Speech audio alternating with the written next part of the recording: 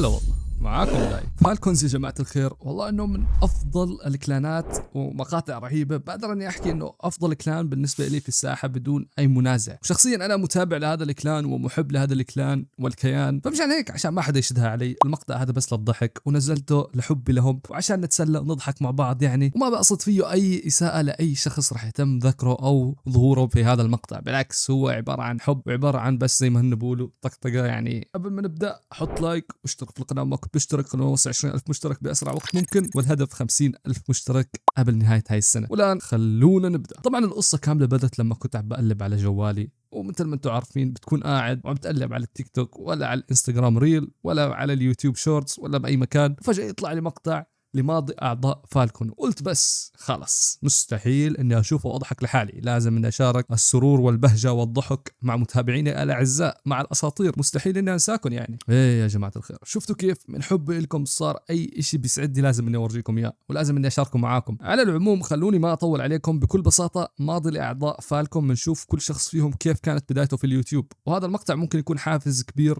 للناس إنها تبدأ في اليوتيوب وتشوف الإمكانيات وتشوف كيف أنها ممكن إنها تقدر تصنع الفارق وممكن انها تقدر تنجح كمان. انت بس عليك انك تحاول. عشان هيك خلونا نشغل المقطع ونشوف اول عضو من اعضاء فالكون يا حبيبي. اخ عبد الله من قناه تكس فيفا تايم. اليوم طبعا اول مره انزل فيس كام، وزي ما انتم شايفين الوضع مره بدائي، سماعه جوال. اوكي بدأ المقطع بللي يا جماعه الخير. انا ما بعرف ليش كل ما اتذكر للي اوتوماتيكيا بضحك بدون اي سبب هيك، بس بضحك معلش يا للي. والله كلياتنا كان عندنا نفس المعاناه في البدايات، يعني البدايات الاساطير دائما بتبدا من سماعه الجوال، واكيد كلياتنا كنا نبدا من 3 ولا 5 مشتركين. كيف نسوي حسابات يا حبيبي؟ لازم تدعم نفسك بنفسك، مو مثل بعض صناع محتوى اليوم بتلاقيه اذا فكر انه يبدا قناه ولا يبدا بالسوشيال ميديا بيشتري لك كاميرا ومعدات اسطوريه عشان ينجح، ومفكر انه غير هيك مستحيل انه ينجح. لا يا حبيبي عادي، شوف بدايات اعضاء فالكون، شوف بدايات الاسطوره الرهيب داي يا حبيبي. طبعا اللي ما بيعرف انا بديت بمحتوى الجيمنج، وحرفيا كنت بس اسجل وانزل المقطع على طول، لا مونتاج ولا اديت ولا اي شيء. سجل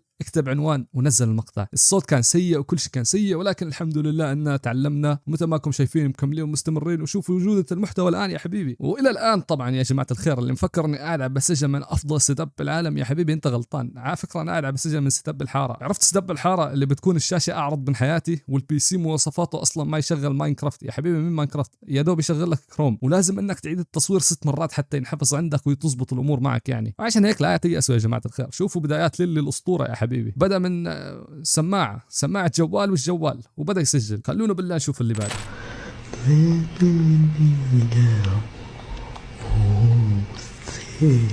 ايش هذا؟ ايش هذا يا عادل؟ يا اخي نفسي اعرف شو كان عم بيعمل هون. ليش يعني؟ ليش السبب؟ حركات ما لها داعي حرفيا. شكله عادل كان عم بيحاول انه يعمل فيها دحومة التسعات اللي كان يسوي بيت بوكس ويغني هو قاعد عم بيلعب. هلا خلينا نعمل نفس الشيء، بس شكلها هجت شوي مع عادل، ما ضبطت معه. رهيب يا اخي عادل. بس انا بشوف عادل بدايته في اليوتيوب كانت شوي اقوى من بدايات الشباب، كان عنده هيك امكانيات افضل من الشباب. هذه وجهة نظري طبعا يعني. اكتبوا لي انتم رايكم في التعليقات. خلونا نشوف اللي بعده بالله. والله يا رب لك الحمد. الحمد لله بصوتي واشتغل. الحمد لله. اقرا المسخره من شاف سلوش وعرفه.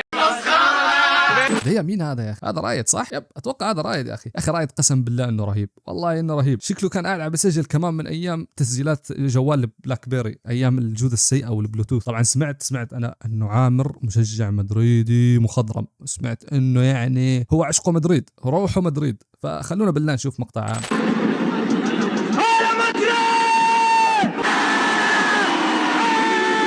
ايه يا اخي والله شكله عامر مدريدي متعصب، بذكرني بمساعد الفوزان يا اخي. لا ومتحمس يا اخي، متحمس داخل الجو. هذا شكله لو في واحد من الاعضاء بيشجع برشلونة على طول عليه خصم يا حبيبي، اخصم عليه الراتب بالاخر يا حبيبي. تشجع مدريد ولا ما في؟ واللي بيشجع مدريد بيعطيه اضافات يا حبيبي. شوف والله يا عامر، انا لو انضميت لفالكون الي الشرف طبعا، انا مدريدي من الان انا مدريدي يا حبيبي يعني. لا اوصيك بالراتب يعني 5-10% يعني، انت عارف يعني احنا مدريدية لازم تزبطنا يعني. يا اخي بتعرف مين متحمس اشوف ماضي ابو عمر. بالله شغلوا لنا ماضي ابو عمر.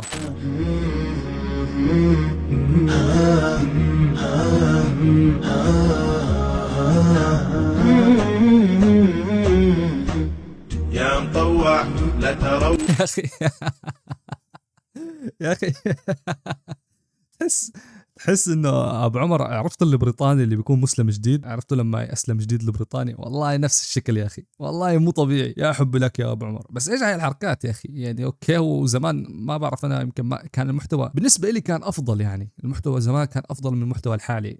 حاليا في عفن بالمحتوى مو طبيعي. بس كمان يعني يا ابو عمر، ايش هاي الحركات يا اخي؟ بس والله رهيب رهيب والله. اكبر تحيه لابو عمر. ابو عمر هو الشخص الوحيد اللي شفته معرق بكل شيء يا حبيبي. يا حبيبي حتى بالطبخ معرق. شو بدك؟ العاب معرق. ايش بدك يا حبيبي؟ الغاز معرق. ما في شيء ما شفته ابو عمر، ما شاء الله تبارك الله، مو معرق فيه يعني. خلونا ابو الله نكمل عند فوزي. ها ويلي ايش هذا يا فوزي؟ ايش هذا يا الاف زد اكس يا اخي؟ فوزي يا فواز، ذكرتني بايام المنتديات تبع قمر راكب همر. ايش هاي الحركات يا اخي؟ ايش كان عالم بيحاول يسوي بالله؟ حدا يكتب لنا يا جماعه الخير. انا لو كانت بدايتي هيك باليوتيوب يا حبيبي بحذف القناه وبحذف وجودي كامل وبفتح قناه جديده وبتنكر فيها كمان عشان الناس ما تعرفني. بس والله يا رهيب والله. تحيه لفوزي الاف زد اكس، تحيه لك. خلونا نشوف اوبلز بالله. اوبلز شكله كان يعني من بداياته هو عم بنزع عن المحاكي، يا اما بتلاقي عم بفتح باكجات. خلينا نشوف بالله. ايه انا صالح، انا اوبلز. ما توقعت الشكل هذا، عادي شيء طبيعي. ها دقيقة، هذا هو اوبلز؟ والله انه سادة، حرفيا سادة. انا شفت مقطع لرايد كان قاعد عم بيحكي فيه عن اوبلز انه هو حرفيا سادة، والان تاكدت يعني من الموضوع. يعني يا جماعة الخير ايش هذا حرفيا ذكرني بايام المتوسط يا اخي. هذا لو انا كنت شرطي وشفته قاعد عم بيسوق بالشارع يا حبيبي لازم اني اوقفه، مستحيل ما اوقفه، مستحيل اصدق انه هذا بني ادم معه رخصة وعمره فوق ال 18. تحية لصالح والله، تحياتي يا صالح يعني، الله اكبر تحية بالله. خلونا نشوف ابو اودن شكله كان نرجسي حتى من بداياته يعني، بس خلونا نشوف يعني. واللي يحب ون بيس ناجح رسميا. او والله يا ريت لو ابو اودن كان مدرس. تخيل بالله يقول لك لو بتحب ون بيس انت ناجح. يا اخي انا ايام المدرسه كنت اتغيب عن الدوام عشان اشوف حلقه ون بيس، كنت حرفيا ما اداوم عشان اتابع ون بيس. انا لو ابو اودن كان مدرس يومك كنت بطلع الاول على الحي يا حبيبي، مو على المدرسه. ايه تخيل بالله يقول لك ليش غبت يا حيوان، تيجي ترد عليه يا حبيبي كنت تابع ون بيس ويلا عليك وعلى درسك. والله لا يعطيك اي بلس يا حبيبي، لا ينجحك كل المواد يا حبيبي، بيعطيك اجازه لبقيه السنه عشان تكمل ون بيس بس. وبتلاقيه بالاختبار ما بجيب لك اسئله طبيعيه، لا بجيب لك اسئله عن ون بيس، عن الارك الفلاني وعن النظريه الفلانيه، وايش رايك في الكاتب اودا لما دخل الفصل الفلاني، وايش رايك عن ماضي كوما. وبنزل لك يا حبيبي اشياء كلها ون بيس. كون افضل اختبار في حياتي بسويه حرفيا. بس ايه رساله لابو اودن يعني، لا تتكبر الله اكبر، نصيحه يعني. النرجسيه ما لها داعي يعني، ترى كلياتنا بنحب ون بيس. رهيب والله، تحياتنا لابو اودن كمان. خلينا نشوف بالله ابو السعد. السلام عليكم، حياكم ابو السعد اليوم يا اخوان. يا اخي بحس ابو السعد كان بدايته عاديه، ما شايف فيها شيء يعني مميز، فاهمين كيف يعني؟ عاديه صراحه يعني. خلونا نشوف عزيز بالله.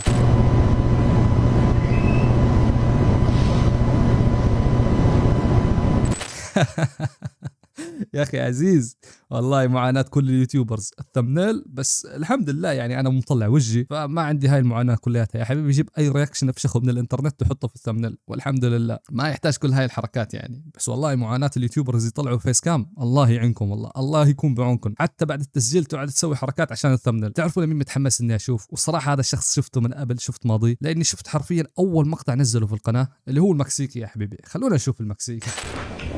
سلام.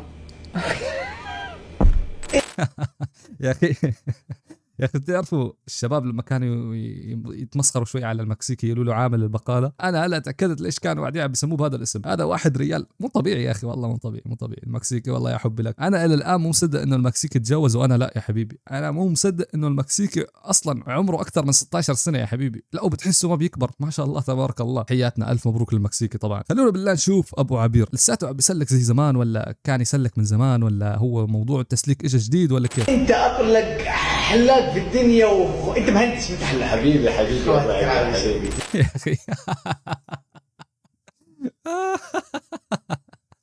يا اخي ابو عبير ملك التسليك. بقول لك كان هون قاعد عم بتدرب على الحلاق يعني. هو الحلاق كان قاعد عم بيحلق شعر ابو عبير، خلص ابو عبير قال لك خلينا نعطيك كم تسليكه. ابو عبير بتحس انه اذا ما سلك ما بتمشي حياته، يعني هو لازم يسلك عشان يقدر يكمل يومه بأريحية. شكله كان قاعد عم بتدرب على الحلاق، عم بيعطيها كم تسليكة لأنه عارف في المستقبل بصير يسلك للشباب كلهم. يا حبيبي أبو عبير هو الوحيد اللي سلك لمجرد ضرب التبانة كاملة. يا حبيبي مستحيل تشوف مقطع لأبو عمر تمام يكون مشارك فيه وما يكون إنه سلك فيه، مستحيل. لازم كل مقاطع أبو عمر لازم كل مقاطع اللي موجود فيها أبو عبير يكون فيها تسليك. من الآخر خذها مني. خلونا بالله نشوف ماضي بندرتا الأسطورة اللي وصل 20 مليون. هو دقيقة وصل 20 مليون ولا لسه؟ يا حبيبي إن شاء الله لو ما وصلت توصل، ولو وصلت إن شاء الله عقبال 50 مليون. خلونا نشوف بالله ماضي بندرتا. عادني إلا دحين صحيت يلا. بندرتا بتحس ماضي عادي، يعني زمان ايام الفلوقات تمام، وخصوصا على ايام بندرتا زمان زمان زمان زمان، هذه الفتره اللي انتشرت فيها مواضيع الفلوقات. كان طبيعي الفلوقر يصور لك يا حبيبي من لما يقوم من النوم لحتى يرجع ينام. هذا كان الشغل الصح، كان اليوم كامل عباره عن تصوير، ما في موضوع والله بسجل بعدين او والله مش ضروري اسجل وانا بالسرير راح ادخل على النوم ولا شيء، لا كان كل شيء يتصور. خلونا بالله نشوف ضربها.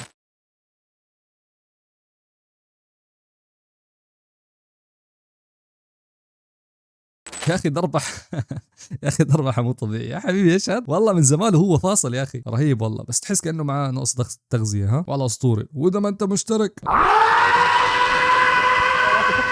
بس والله لازم اوضح لكم انه صراحه بحب كل هدول الشباب، جميع اعضاء فالكون، اكن لكم كل الاحترام والتحيات والمحبه وكل شيء. تحياتي لكم جميعا بدون اي استثناء. ويعني هذا المقطع زي ما قلت لكم فقط للضحك، اتمنى تكون انت ضحكت معي كمان زي ما انا ضحكت وانبسطت. فهو هذا الهدف من المقطع في النهايه، يعني اني نضحككم ونسليكم يعني. وان شاء الله يكون المقطع عجبكم، ولو عجبكم اكيد لا تنسوا اللايك يا حبيبي والاشتراك. 50,000 مشترك قبل نهايه السنه، والله مو صعبه، لو كل واحد فيكم بيشترك لنوصلها ونجيب ابوها كمان. بس والله كان معاكم الاسطوره المدمره داي وبيس. حلمنا نهارنا عمل، نملك الخيار وخيارنا الأمل، وتهدينا الحياة أضواء في آخر النفق، تدعونا كي ننسى ألما عشنا، نستسلم لكن لا ما دمنا أحياء نرزق.